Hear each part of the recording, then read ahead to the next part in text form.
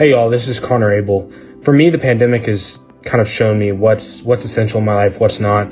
What are things in my life that cause stress but that are unneeded? So I've been able to cut some things out and add some things in my life that pre-COVID I didn't realize were either important or not important at all.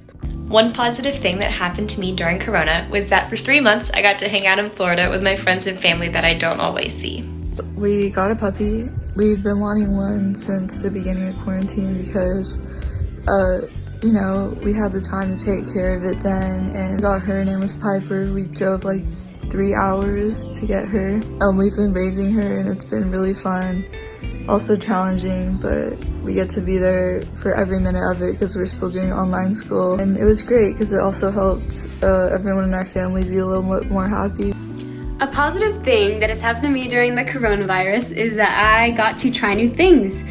I got better at cooking. I started a garden. I also attempted to learn French, but most importantly, I got to spend time with my family without anyone having anywhere to be. So I'm really thankful that I got to spend quarantine with people I love.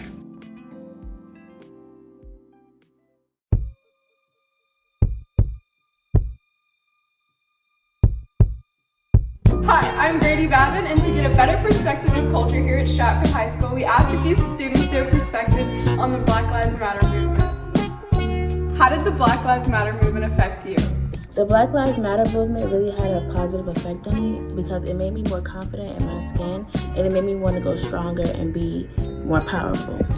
The Black Lives Matter movement affected me indirectly, but it affected friends, coaches, parents, co-workers. It really brought the state of the country to my attention and how we need reformation. So the Black Lives Matter movement affected me just because it helped me learn more about social justice movements and what people of color have been through in the past few years, especially in recent years. I was aware that a lot of their prejudices and struggles hadn't gone away, but I wasn't aware of how much it still affected people.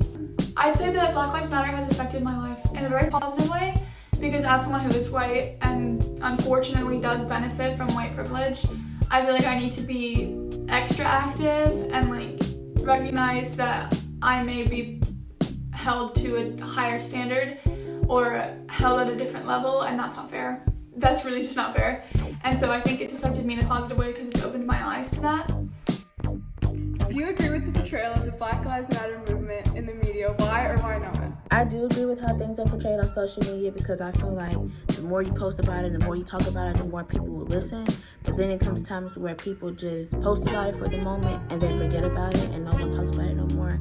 So it's kind of iffy, but I do agree with it most of the time. Depends on where you're looking. Some sites try to villainize and criminalize the movement and the people for wanting change. However, I agree with the media saying how Black Lives Matter is an essential movement for equality and change, not just in the US, but throughout the world. So I don't really agree with the portrayal of Black Lives Matter in the media, just because I feel like a lot of news channels tend to be very biased, or they only want to report one side of the story. So normally I don't really agree. I might agree sometimes, but most of the time I don't. Did you spread awareness about the Black Lives Matter movement, and if so, how? I've always did spread awareness because I know my history and I know where I came from, and I feel like everyone should know because you don't get taught the right things and not everyone is up to date and really understands the history and why this is the way it is. I spread awareness by reposting accurate representations of the movement and educative pieces on Black Lives Matter. In my TikTok and my Instagram, I have a Google Doc linked with all kinds of petitions and things like that, so I try to be as active as I can. Did you protest, and what was your experience? I didn't go to any of the protests because my mom was more concerned with my safety, but I did repost and talk about the protests, so. I went to a protest back in June with my mom, and I try to post as much as I can about it on social media. I wasn't able to protest because my parents wouldn't let me, but a lot of my friends went to protest, and I was able to just learn more even though I wasn't able to participate in the protests. Hey Spartans! I'm Emma. And I'm Ryan. And we're back for another year of SHTV entertainment. This week, we asked a couple of Spartans to send in their quarantine confessions. Stratford, this is what some of your students did over the break. I'm building a secret house in the middle of the woods with my best friend, and our parents don't know about it. This quarantine, I fell in love with Willy Wonka. I had dreams about him. He sang me Oompa Loompa lullabies. We fell in love, and we spent the summer together. In love, of course, did I mention? I love Willy Wonka. I did not leave my bed for 2 straight weeks. My mom would bring up my meals. This quarantine, I went on a 2-month hike in the Himalayas. I did not eat. I did not drink. I just ran off of 2 hours of meditation each day. It was a long journey, but I made it through. I love the Himalayas. The last few months, I've gotten addicted to ferret racing. I saw my first ferret, and I immediately fell in love. I was hooked. Then I went to a ferret racing race, and I said, this is my hobby. I have to do this. I just have to.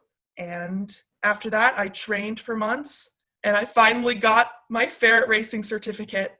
Well, over quarantine, I discovered that Freddy's definitely knows my order by my car driving up. So whenever I drive up to the window, they say 7:49, and they have my order ready. I told a girl I liked her, and she ODR'd me. I got a fish during quarantine, and then it died a day later.